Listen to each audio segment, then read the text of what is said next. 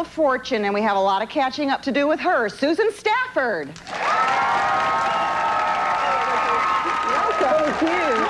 How did Wheel of Fortune come about for you? Let's see, it's kind of an interesting story because there was a lady who, I don't know where she is now, Lynn Boland, but I'll never forget her name, and Murray Schwartz helped me get the show, and I tested for it with a fellow that we remember, if you're going to be honest about your ages, called Cookie from 77 Sunset Street. Ed Byrne.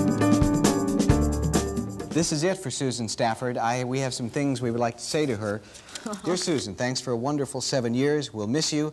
Our love, Merv Griffin and Murray Schwartz. I thank Murray and Merv and you and Pat, Dick Stiles, the whole Dick Carson. My goodness, where would I stop? NBC?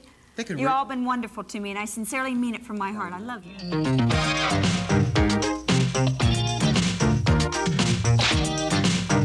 Susan was the original letter turner for the Wheel of Fortune game show. She quit just before the show became the biggest hit in the history of syndicated television, making replacement Vanna White a game show superstar. Susan, however, says she was never has regretted leaving the show, and she'd do it again. You would? I would do it again, especially now. Yeah. Would have to do it again. Can't go back. Right. Have to go on. Because that's the way your life was. That's it. Why, I knew that it was coming. I knew we were going to be picked up. It was going nighttime. I was told by Merv and Murray, Merv Griffin, that we had some big players coming in. But you see, if you're doing it in the daytime for 7 years and 7 months, and then you're going to get to do it at nighttime, or you're still doing what you don't want to do daytime or nighttime. Because you didn't want to do it anymore. Period. You didn't want to turn those letters anymore? I'm tired of turning those letters.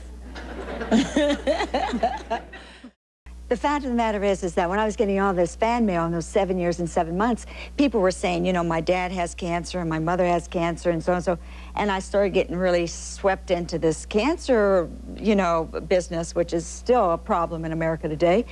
And so I started answering the letters. And so I do little closes at the show like, isn't it amazing how we can land a man at the moon, but we can't find a cure for cancer, bye-bye. And so little by little, it became a real obsession for me. And when I was asked to go over to India to work with Mother Teresa's folks on various things, I really enjoyed being hungry, and I really enjoyed being dirty, and I really enjoyed doing something more than turning letters. So that was my changeover. My new little friend, Gweezy Jackson. She has leprosy and lives here with her grandmother, who also has leprosy. And doctor told me the story of Gweezy's first visit to the hospital to receive treatment for leprosy. We're going to give you some special medicine that'll make you all better. And these little hands and these little feet and that pretty little face is going to stay just the way it is. 1 million children are waiting, and I know of no better way to calm the anxious fears of a child than for you to say that you care. 1 million children are waiting. A special report about children with leprosy. Overseas correspondent Susan Stafford, Dr. C. Everett Koop, Surgeon General of the United States. That a family of 10 crammed in this tiny room trying their best to survive on $1 a day. Then if that wasn't hardship enough, the doctors recently discovered that Jerry, Julietta, and Myra have leprosy.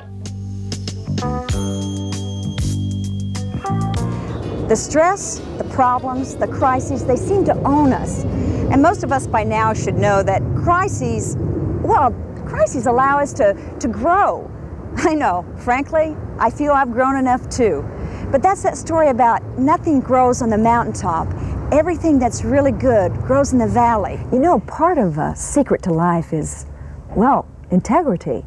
And sometimes it's really hard to find those values in people today. But my fellow cohort here, therapist, Diane Weisberg, is going to share a little bit. Hi, Diane. Hi, Susan. Listen, I appreciate your coming here and sharing your story because I know other television stations here in Los Angeles, you did not want to talk about the court case, and I'd like for you to talk about $22 million worth of principal. How'd you feel? Let's tell the viewers what we're talking about here.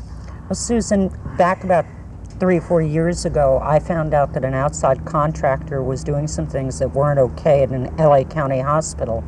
And I went to my superiors about it, and they decided to tell me to go back to my office, put my feet up, and shut up. And I'm trying to be serious, but I can't be serious. Carol came back to the set, which is her backyard, of course, and brought her husband, John It's also Deloise. my backyard. Oh, I forgot. It's lovely. You know, it's lovely to be here with you. It is wonderful. Oh, you're so sweet. You're no, just you have a saying very that. positive energy, you know, and Thanks. Carol and I are thrilled to be around you, you know. Oh, I mean, it's thank wonderful. you. Thank you. It is good. I have been with you many, many times, and every time I go up. I love you, honey. Closer, better. Come back. Oh, Carol, thank you. How many films have you done? About 85, the ones that I can tell you about.